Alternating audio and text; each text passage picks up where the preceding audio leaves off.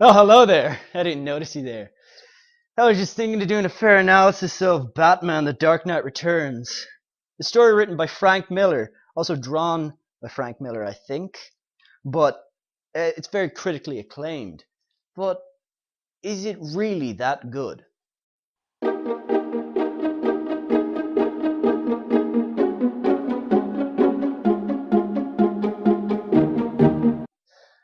So, Frank Miller's Batman: The Dark Knight Returns. Now, reading this when I went and I saw this, I was very kind of young, like I wouldn't say young, but very new in the whole. I was really starting to get into the whole comic book things, like very passionate kind of.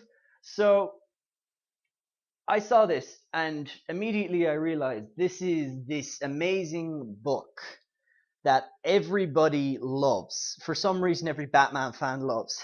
So I bought it. And today I will be doing the fair analysis of it. So here it goes. Right off the bat, this is bad. Now, that is my opinion, but I don't know. It really does not hold up. This was made in the 80s by Frank Miller. There are things in it where he tries to design this new kind of way that youngsters talk, I guess, and it doesn't work. A lot of the time they just sound like idiots, and they sound very illiterate. They're like, she no shiv, she shiv, she no shiv. It's like, what the fuck are you talking about? But granted, I suppose that's just one of my gripes. But a lot of people say it's just a great story, and the premise is actually very well. The idea and concept is very great. It's just great because it's like, okay, Bruce Wayne retired, but he now Gotham is like gone to crap, so he has to come out of retirement as Batman, and he has to take control of his city. The problem is that I have with this series is he is like an old soldier, a retired soldier. He talks about fighting in the war, and something I really don't like, he calls Robin soldier. He's like, you done well, soldier. And it's like, no, Batman is not a soldier. He is a man. He's a symbol. He's not some retired military guy. He's just this guy who had a traumatic experience that took it in a way that he could use it to help other people. And I think in this universe, he quit after Jason Todd died, because that's what it seems like. And this was before Tim Drake was introduced. And there's just a number of things. I know there's another one, The Dark Knight Strikes Back, which is like a sequel to this. I haven't read it. But anyway, so let's get into this fair analysis. Okay, first off, the art. Back then, the art was seen as amazing and brilliant and revolutionary. Now it just looks like, I don't know, very hastily drawn with a fair bit of detail, but kind of just lines and lines. And it just doesn't live up. And that's the same for the story. You see, this probably was great back in the 80s, but now it is kind of boring. There's a lot of dialogue that you have to wade your way through. Frank Miller really tries to make you believe that he is mentally damaged. And just, there are things like TV shows, like, is the Batman good or not? Like, they're basically saying, oh, I'm for Batman because of so and so. And then they're like, I'm against Batman because he gives an environment that evil can breed in. And you're just sitting there like if you're just like a kind of more of a modern reader, like you've just kind of gotten into it during the 2000s, it's just kind of like, what the fuck? It really is. I'm sorry. It is. It's just not great. It's this story about an old man. He's basically just a veteran, an old veteran. He's now retired and he can't move on with his life. That is basically the entire story except with Batman plastered on. And there's things like Superman now only works for the government, which kind of works. I think it actually works fairly well. And like Green Arrow, he didn't quit when he was told to quit, so his arm is now gone.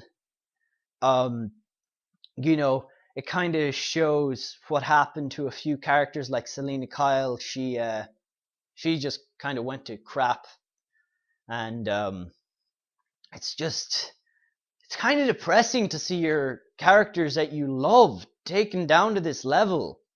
It's like Alfred, you see him die at the end, and it's just like he just wants Bruce to move on with his life, and Bruce is just this stubborn ass who's like, no, I need to be Batman. He can't let anybody take over the mantle. And he's very kind of, I would say, like, doesn't care as much about life anymore. Like, he fucking breaks Joker's neck. He like halfway breaks it, like just before it could kill Joker. Like, it was at that point where he breaks it at this point where it's like, it's not quite going to kill him. It's just kind of paralyzed him. And this, he knows that like Joker's crazy. Joker could just, and this is what Joker does. He just turns his head and breaks it fully and kills himself.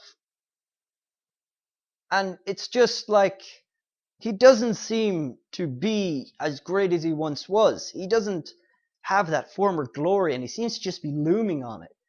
And while it's great to see Batman kind of as an older guy and like with like an exoskeleton or something, like really trying to fight back, it's like in this he is just kind of useless. Like, he goes up against the mutant boss and he's just like, nope, and just completely owns him. And then he goes back up against him, and this time Batman wins in front of like the whole mutant gang.